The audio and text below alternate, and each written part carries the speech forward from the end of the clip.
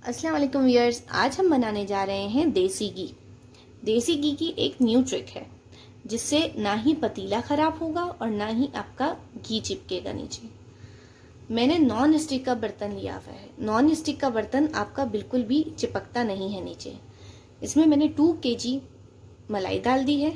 मलाई मैंने स्टोरेज कर ली थी। 2 kg मलाई मैंने इसमें ऐड कर दी है और इसको हल्की फ्लेम पर रख दिया है और इस तरीके से लकड़ी का चम्मच इसके ऊपर रख दिया है।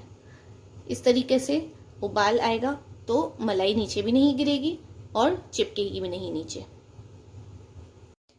देखिए, मलाई को आपको हर थोड़ी देर में इस तरीके से चम्मच चलाना है। इसको पकने में मैक्सिमम 3 आवर्स लगते हैं। 3 आवर्स बाद ये मलाई आपकी घी की शक्ल इख्तियार कर लेगी। आपको हर थोड़ी देर में मलाई को इस तरीके से चलाना है। नॉन स्टिक के बर्तन में मैंने लकड़ी का चम्मच इस्तेमाल किया है। आप स्टील के पतीले में, पीतल के पतीले में, हर किसी में पका सकते हैं और उसमें चिपकती है। इसमें आपकी मलाई चिपकेगी नहीं और इसको पकने में 2 से 3 आवर्स लगते हैं। ये देखें व्यूअर्स, मेरी बालाई को 1 घंटा हो चुका है और ये बालाई मेरी ऊपर नहीं आ रही इस स्पून की वजह से।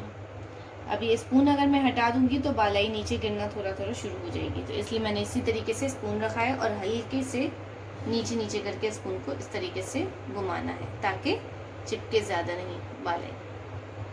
ये देखिए व्यूअर्स, मेरी बालाई को टोटल 2 घंटे हो चुके हैं और मैंने इसकी फ्लेम थोड़ी तेज़ कर दी है।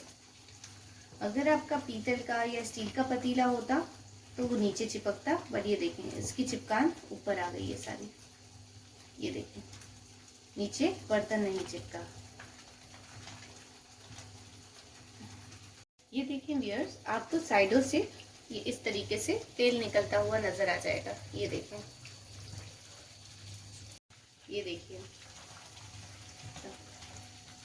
ये देखिए, मैंने आंच को इतना ही तेज रखा है। ये बबल्स बनते बनते ये सारी बालाई पूरी तेल की शक्ल इख्तियार कर लेगी। देखिए व्यूअर्स, मेरा सारा घी ऊपर आ चुका है, बट ये जो व्हाइट व्हाइट आपको दिख रहा है ये पूरा घी और भी मेल्ट होगा। आप इसमें मैं इसको छान कर घी को अलग बोल में निकाल लूँगी और ठंडा होने के बाद मैं इसको फ्रिज में स्टोर कर दूँगी। ये देखिए व्यूअर्स, मेरा घी तैयार है और यहाँ पर मैं आपको अपनी कढ़ाई भी दिखाऊँगी। ये देखिए, मेरी कढ़ाई बिल्कुल क्लीन है, इसमें बिल्कुल भी मेरा घी नहीं चिपका। इस घी को आप 1 मंथ के लिए, 2 मंथ्स के लिए आप इसको फ्रिज में फ्रीज कर लीजिए। कराची के टेम्परेचर के हिसाब से हम इसको बाहर नहीं रख सकते, तो इसलिए हमें आपको जब भी जितना चाहिए आप थोड़ा निकाल लीजिए, उसके बाद आप इसको फ्रीज़र में रख दीजिए। अगर आपको मेरी वीडियो पसंद आई हो तो प्लीज़ कमेंट्स कीजिए, सब्सक्राइब कीजिए मेरे चैनल को, शेयर कीजिए, लाइक कीजिए। अल्लाह हाफिज़।